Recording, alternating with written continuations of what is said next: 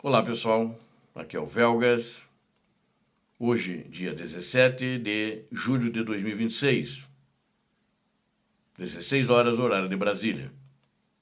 Putin se refugia no bunker e foge das pressões dos russos, está escapando dos problemas e deixando o povo e toda a estrutura do Kremlin, por toda a Rússia, das Forças Armadas da Rússia e governo, abandonados, à deriva.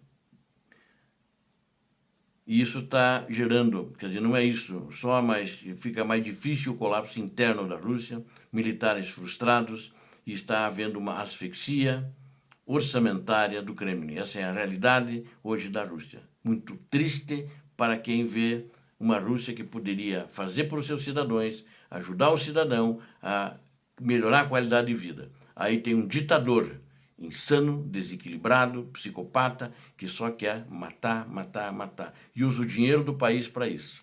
E levando o país à pobreza absoluta.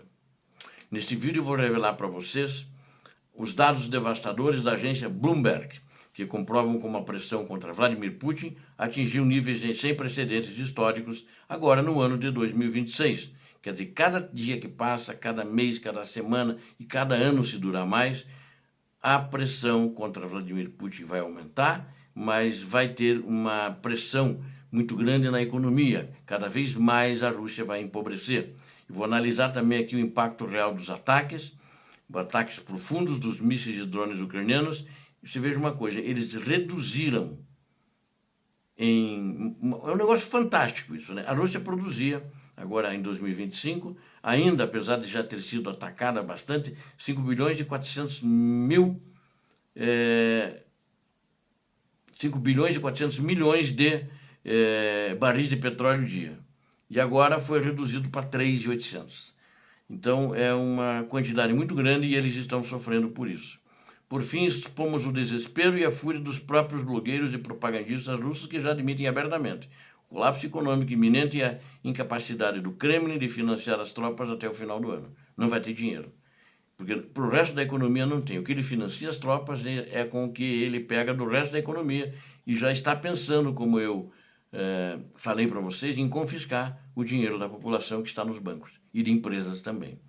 Tanto que tem muitos, aqueles que têm capacidade, muitas empresas, já estão mandando dinheiro para o exterior, com medo de que isso vai acontecer. Inclusive, oligarcas, acho que não são mais amigos dele, são ex-amigos, mas que eram do seu círculo íntimo.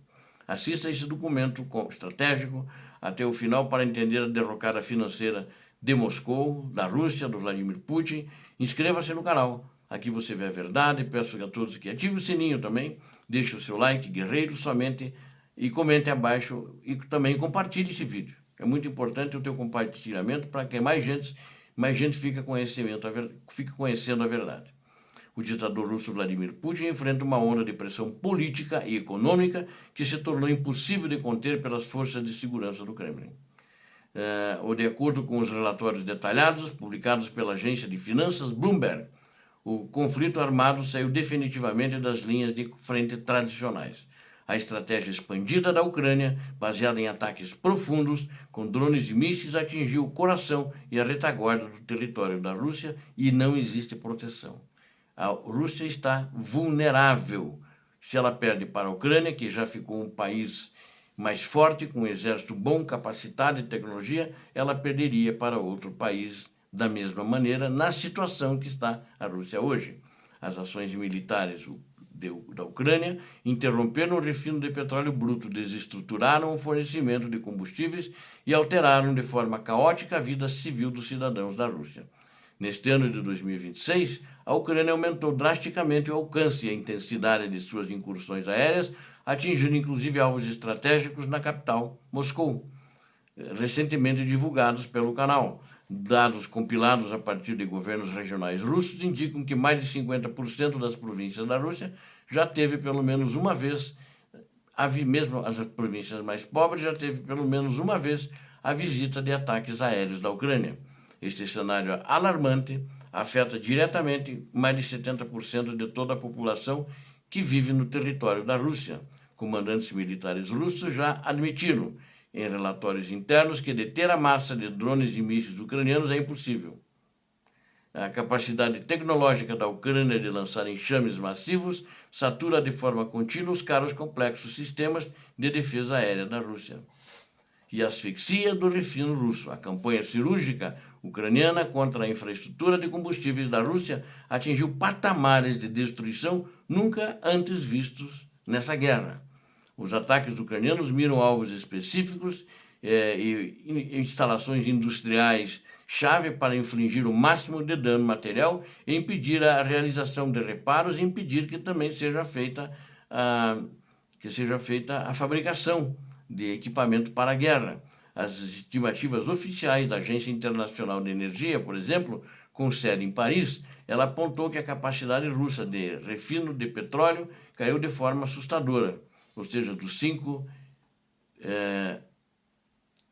milhões e 400 mil, eu falei errado lá na frente, eu falei bilhões, mas é milhões, tá? 5 milhões e 400 milhões de barris por dia, caiu para meros 3 milhões e 800 mil barris de petróleo diários anuais, ou seja, é uma quebra fantástica, é muito grande. Essa quebra de produção gerou uma escassez crônica de combustíveis que assola e paralisia a maior parte das regiões da Rússia. O mercado interno russo convive agora com racionamentos severos, explosão nos preços da gasolina e filas de várias horas nos postos de atendimento.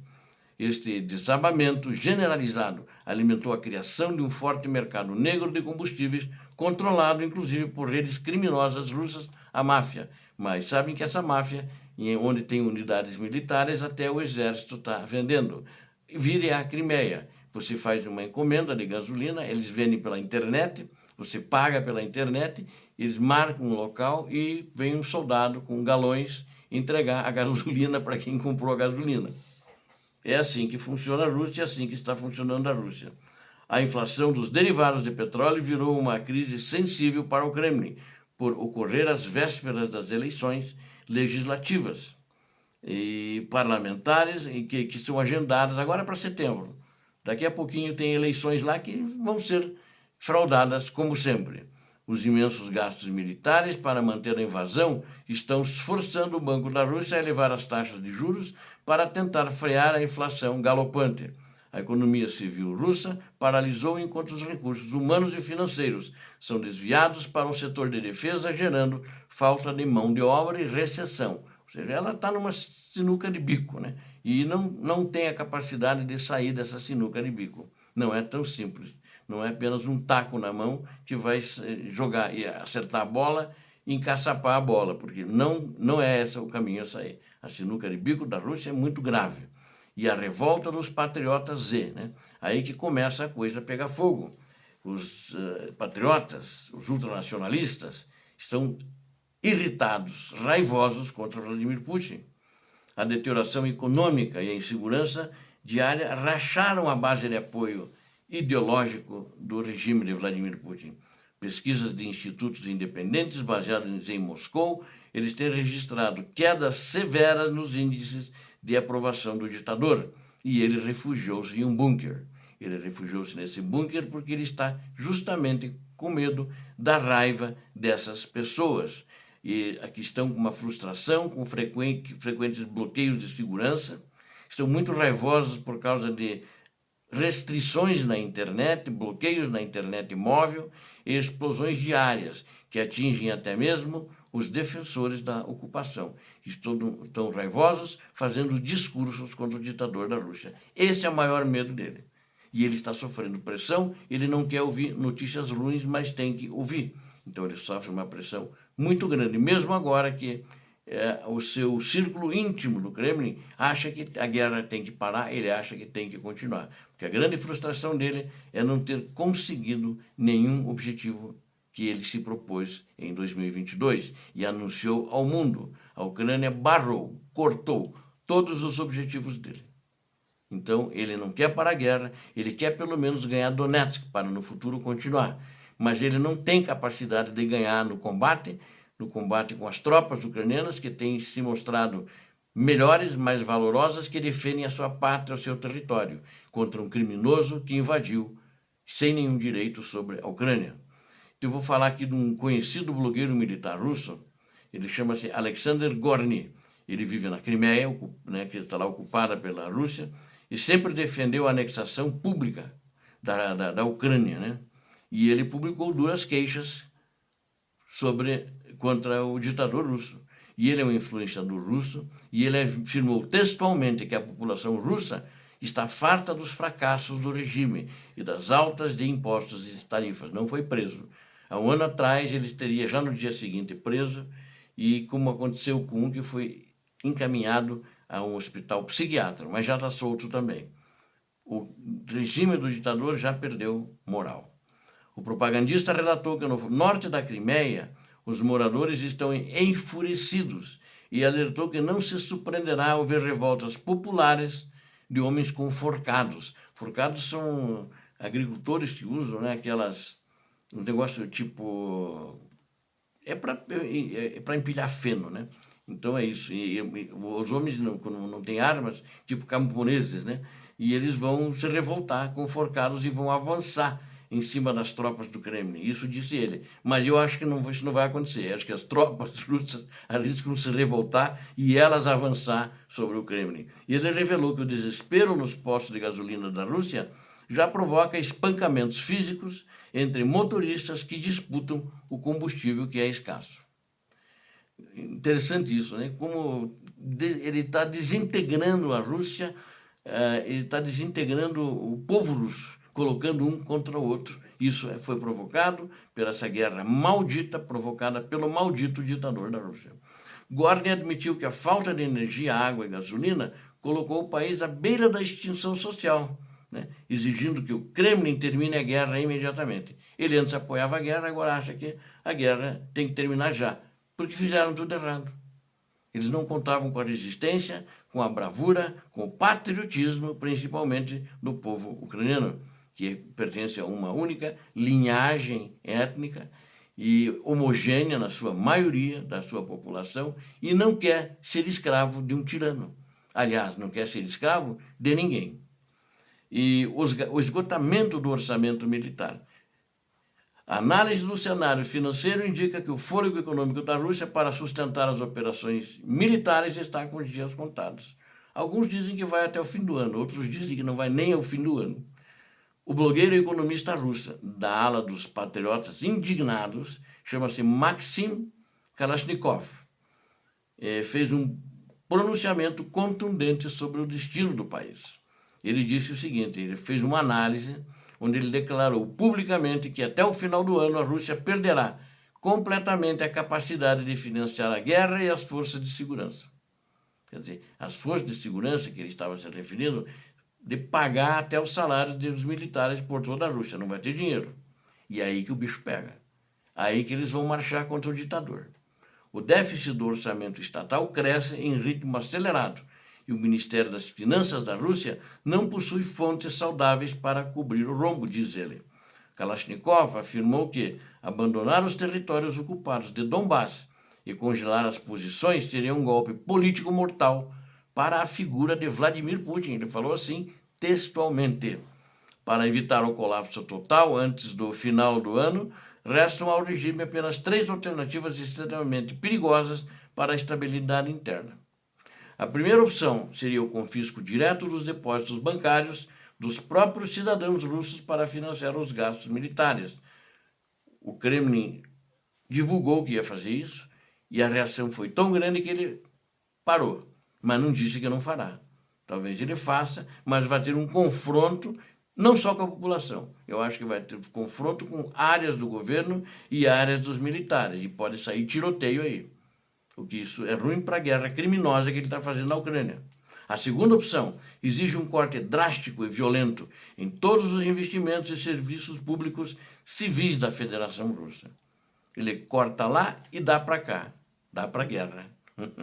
Então, ele está eu digo, é pior que uma sinuca de bico. E a terceira a terceira opção seria ligar as impressoras de dinheiro e desvalorizar o rublo, que empurraria a Rússia para uma hiperinflação destruidora e para a ruína.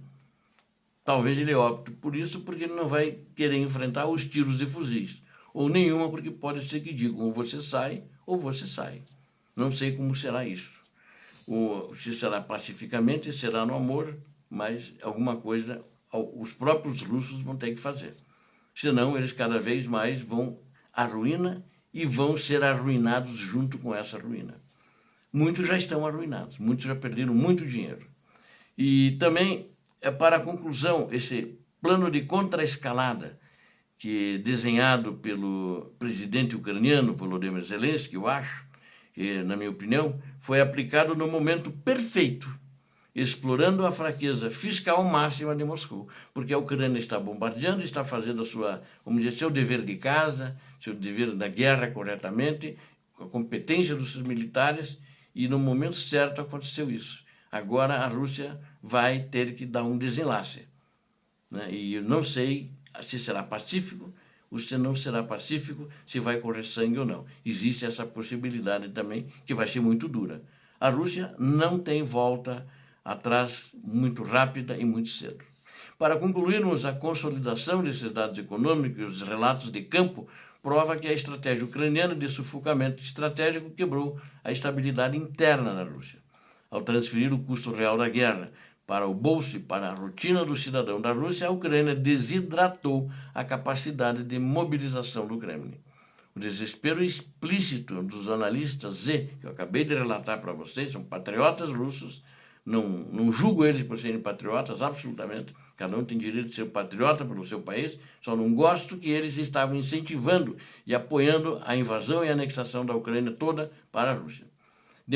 Isso tudo demonstra que a retaguarda moscovita, dos Moskali, como falam em ucraniano, né, colapsa mais rápido que suas linhas de suprimento avançadas. E os russos não gostam de ser chamados de Moskali, todos eles como um bloco, né?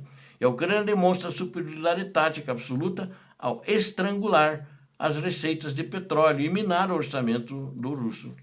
Está assim preparando o terreno para a capitulação inegável do regime russo. É a minha avaliação. Eu acho que não tem saída o ditador da Rússia. Ele não sabe o que fazer, por isso ele está escondido num bunker. Talvez esteja pensando para onde deverá ir. Fora da Rússia, é claro. Obrigado a vocês que assistiram esse vídeo. Eu conto com vocês. Não esqueça, vocês são importantes para o canal. Peço a Deus que abençoe a todos vocês, a Deus que abençoe a Ucrânia, que abençoe o Brasil. Paz e bem, paz para toda a humanidade. Muito obrigado pela audiência.